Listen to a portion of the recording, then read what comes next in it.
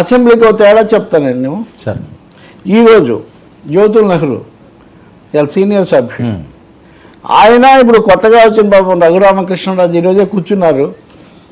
కొంచెం అసహనానికి గురయ్యారు జ్యోతుల్ నెహ్రూ.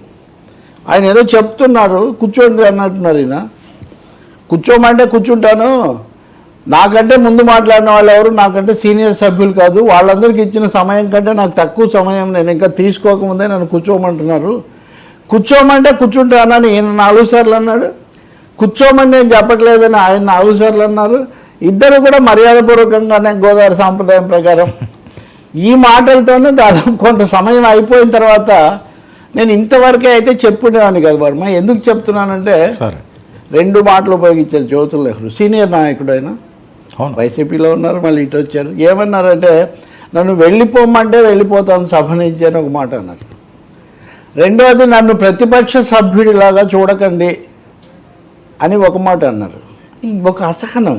ఇంకొకటి చింతమనేని ప్రభాకర్, పల్లె రఘునాథ్ రెడ్డి, వీళ్ళిద్దరు మాట్లాడినా కూడా మీడియాలో చూశాను. తర్వాత వాళ్ళు ఏమైనా ఖండిస్తే కరెక్ట్ చేసుకుంటాను. ఇప్పటికైతే ఉన్నదాని ప్రకారం ఎవరైతే మమ్మల్ని వేధించారో, ఎవరైతే కేసులు పెట్టారో అధికారులు అలాగే ఉన్నారు, ఆ అధికారులతోనే మేము చేయాల్సి వస్తుంది. నన్ను ఎక్కువ నా మీద 14 కేసులు పెట్టినవాడు అక్కడ ఉన్నాడు, వాళ్ళు ఎవరిని ఏమి చేయటం లేదు అని చింతమనేని ప్రభాకర్. అంటే చింతమనేని ప్రభాకర్ విషయంలో చంద్రబాబు ఎప్పుడు సాఫ్టే కదా.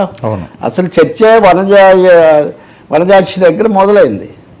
ఆ తర్వాత పవన్ కళ్యాణ్ అక్కడికి వెళ్ళాడు, ఊగిపోయాడు, ఇదంతా అయింది. ఇంకంతా ఫ్లాష్ బ్యాక్, ఇంకా అనవసరం. కానీ మా మీద కేసులు పెట్టిన వాళ్ళను తెలుగుదేశం వాళ్ళే ప్రోత్సహించి అక్కడ తెచ్చిపెట్టారని. ఇక్కడ అదనంగా ఆరోపణ ఏంటంటే మన వాళ్ళే తెచ్చిపెట్టారని. పల్లె రఘునాథ్ రెడ్డి పరిస్థితి కూడా ఇదే.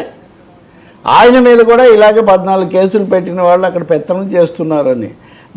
వీటిని బట్టి చూస్తే ఒక విధమైన అసహనము, కొంత ఇబ్బందికరమైన అసౌఖ్యం అంటారు, అన్కంఫర్టబుల్ సిచ్యువేషన్. లేకపోతే ఇలాంటి వ్యాఖ్యలు చేయరు కదా.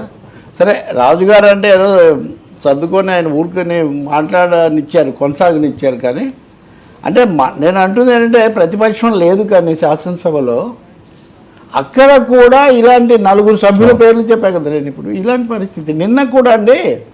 అయితే మనం మీడియా వాళ్ళు పెట్టే హెడ్డింగ్లు పలానా అతను ఇబ్బందిలో పెట్టాడు, స్పీకర్ హెచ్చరించాడు అన్నారు. అక్కడేం లేదు, నిజానికి మామూలుగానే మాట్లాడాడు అతను. కానీ ఈరోజు స్పీకర్ ఒక మంత్రిని హెచ్చరించారు, మీరు సకాలానికి రావాలి, మీకోసం ఎంతసేపు నిరీక్షించుకుంటూ కూర్చుంటాము అని స్పీకర్ అయ్యన్న పాత్రుడు ఒక మంత్రికి కొంచెం అక్షింతలు వేసినటువంటి పరిస్థితి చూస్తున్నాం.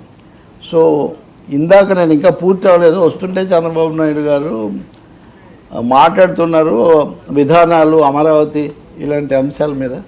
కొత్తగా ఏమవుతాయో మనం ఇంకా చూడాలి.